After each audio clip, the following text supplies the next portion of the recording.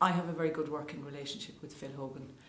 We each have our own responsibilities. I clearly have a big section of the department in housing and planning. He has very important responsibilities in terms of the other elements of what goes on in the department, issues like climate change, environment, etc. But we have a good working relationship. We had a meeting, for example, yesterday evening on a number of issues that cross over both of our responsibilities. We do that regularly. I think we both realise that we have important issues to deal with, and we get on with it. We do our work. If there's something that I feel that I need to get his support for, I will bring it to his attention, and by and large he's been very supportive.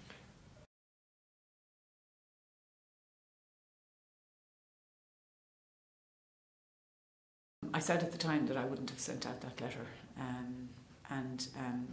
I think Minister Hogan explained, kind of put his hand up, if you like, and said yes, I did.